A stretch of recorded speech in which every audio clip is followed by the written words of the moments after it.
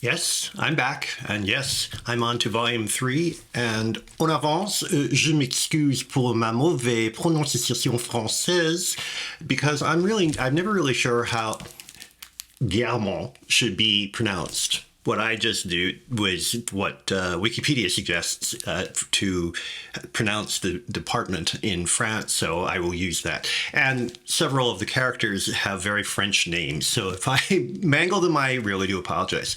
So anyway, get started here. I'm about halfway through Volume 3. The reason I decided to have a video before I finish the volume is to make some observations about both what I'm getting in Volume 3 and the differences from the earlier work. Now, at this point in the story, Marcel is a young adult. I'll get back into that in a second because it's actually kind of problematic. But anyway, presumably a young adult.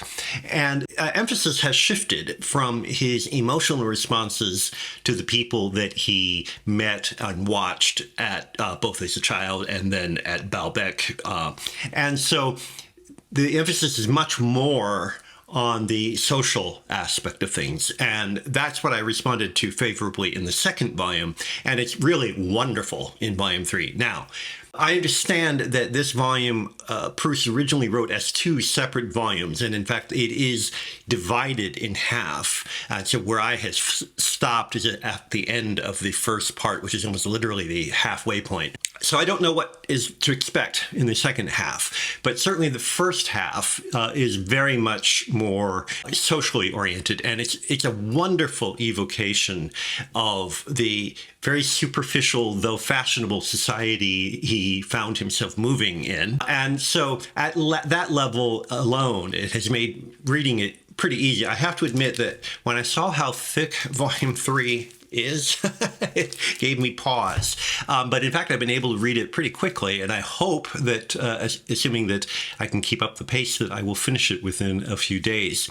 Now, part of the issue, maybe you may notice this is not the same kind of paperback copy of the other two, and that's because I did end up deciding to borrow it from the library rather than purchasing a copy, and I won't get into my thinking about that. But the consequence is that the translation is the newer translation, the early 90s translation, and that may be a factor in this as well, because I am finding it easier to read.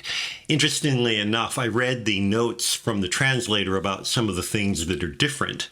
And one of the things they did apparently was that, you may recall, I talked about the incredibly lengthy paragraphs and sentences in the earlier volumes.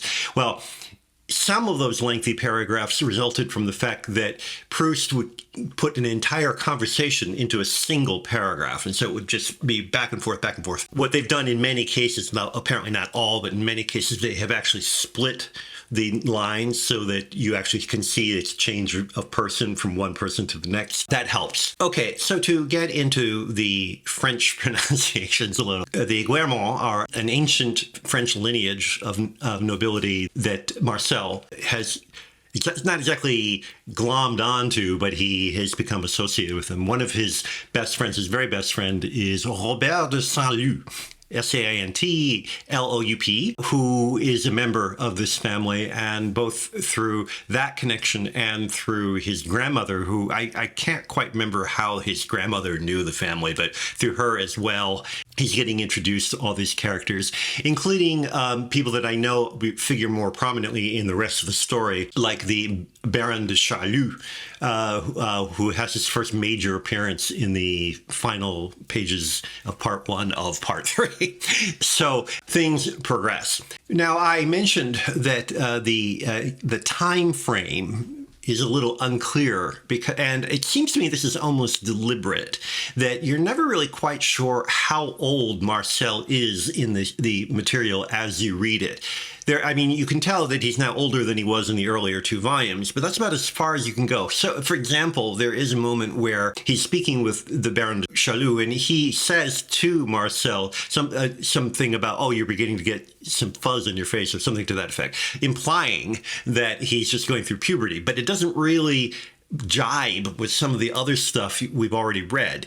So that is kind of confusing. And then the historian in me, I have enough background in this to recognize the signs here and there, and some of them don't quite add up either. For example, there is a reference to the Russo-Japanese War, which took place in 1904 and 1905. And if the action that it's being described is that late, then that's very different from some of the other stuff, which seems to be happening like about maybe 10 or 15 years earlier.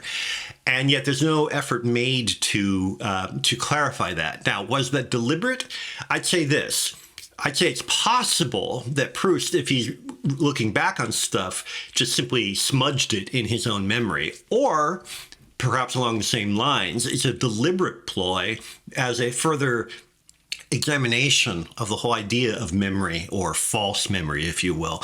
So at that level, it's quite interesting. But what I'll close with is to get back to the social aspect of one of the things that strikes me as I read it is that it's very, very similar in tone and feel to the Marquis de Saint-Simon's memoirs, which I don't pretend to have read all of them. It's 15 volumes, no, but I have read a good condensed version of several of the entries. And if you're not familiar with Saint-Simon's memoirs, he was alive during the reign of Louis XIV, and his memoirs are basically about all the people he knew and met and recognized at the court of Louis XIV. And it's absolutely fascinating, because here you are reading the eyewitness account of someone at the court of a major figure in history.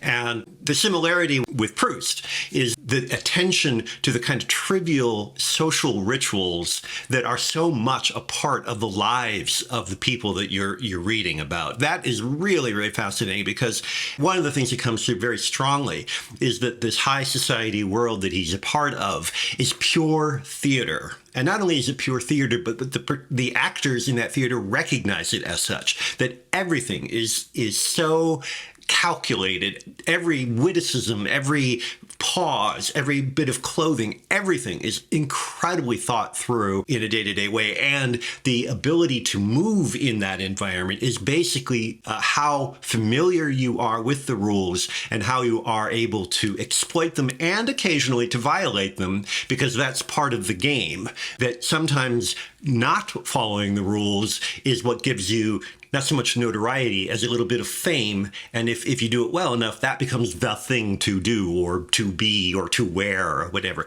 Really fascinating. I would love to be able to say that it made me think of contemporary reality, but in a sense it doesn't. If anything, it just made clear how grotesquely indulgent contemporary wealth is, because there are no rules other than to have a lot of money and show off spending it. That's the difference, that all of these characters have a lot of money, but they also got a lot of style to back it up. And that style is really the seductive aspect of their existence and of the book. So on that note, I'll continue reading and move right along to the next volume. Thanks for listening. Talk to you later.